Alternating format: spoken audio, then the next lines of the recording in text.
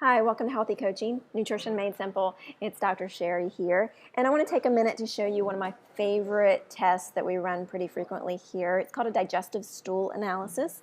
It is great for people who have long-standing digestive issues, people that are having food reactions, they're very sensitive to different foods, any autoimmune issues. This is a great test to get at the core of why somebody might have an overactive immune system and end up having some kind of autoimmune diagnosis. It's really great here because we get to see exactly what's going on in somebody's digestive tract versus just sort of throwing some digestive supplements or changing foods and sort of a little bit of a guessing game. This gives us a really clear picture of what's going on. This may be particularly good for somebody who has done a lot of different diet changes and they have tried different probiotics and digestive enzymes, things like this, and they're still not getting the results they want. We like to look a little closer with the digestive tract. So this is a stool test. It's done in home.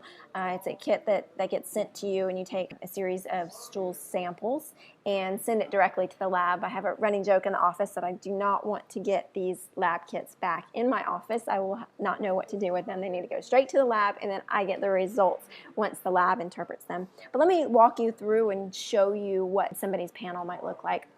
So the first thing we'll look at is yeast. So we can see if there is an abundance of yeast in the stool and to what degree. Yeast naturally resides in the digestive tract, but when it's out of balance, it can cause lots of different health issues. Everything from chronic gas and bloat to foggy brain and some joint pain, lots of different issues. So we get to see if Candida albicans is an issue. We also get to do an ova and parasites, and this is ×3. So we get 3 different samples and really get to see ova and parasites. The ova in particular can be a little tricky because you might not get one in the sample. If you just do one-time sample, you might miss. So doing this comprehensive 3 sample ova parasites really gets at the majority of them if there are any present. Now we do a bacterial count in the stool, so a lot of people are familiar with using probiotics, and those are the beneficial flora in the digestive tract, and they help to balance out some of the harmful bacteria. So we get to actually see exactly what bacteria might be overgrown in your digestive tract, and that can give us a lot of information as to why you might be having any kind of health or digestive related issues. So we go through and then we see some pretty long-standing type of bacterial issues and things like C. diff, Giardia, Cryptosporum, amoeba. These are pretty significant issues that may need to be dealt with fairly aggressively. So we can get to see if any of those are showing up. H. pylori is pretty well known for being associated with ulcers and gastroesophageal reflux disease. So we'll get to see if there are any antibodies around for H. pylori, and that can give us a lot of information as well. We get a glimpse of the immune system here with the total intestinal secretory IgA. IgA is the immune system in the mucosa. So it tells us, one, a little bit of immune function. So much of our immune health is in the digestive tract. And it also tells us a little bit about that gut barrier. You'll see this person's fairly low in secretory IgA, with the normal being about 400 to 880.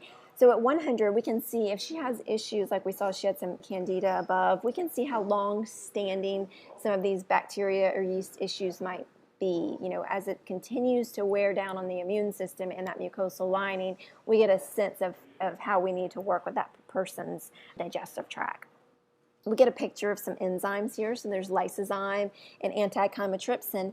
These tell us about inflammation in the digestive tract, and it can also give us a little bit of a clue as to where the inflammation might be located. Is it more in the small intestine? Is it more in the large intestine? So we get a real good feel for that. And we do a screen for gliadin, gluten antibodies. This is the only screen we do for food sensitivities on this basic panel. You can do a more expanded panel that will do soy, egg, dairy, and gluten. But on this panel in particular, and this is the one I run most frequently, we just do gluten. And clearly we can see if there's a gluten issue. And it's also a screen for potential other food sensitivities. So if you see gluten really high, it might give us more impetus to go ahead and look at other foods that might be reactive as well. We have another enzyme here, chymotrypsin, which gives us a marker of pancreatic function. Pancreatic enzymes are really key to the digestive process, so that's important to look at. We see if there's any occult blood in the stool, and we get an idea of the overall pH. So you can see how comprehensive this test is, and where we can really put a health and wellness plan together based on some key things that might be off in your digestive tract. And again, you could have the same exact digestive symptoms as your next door neighbor, but your panels are going to look very different, and you're going to need a different set of recommendations because of your unique biochemistry. So I hope this is helpful for you. Let me know if you have any questions.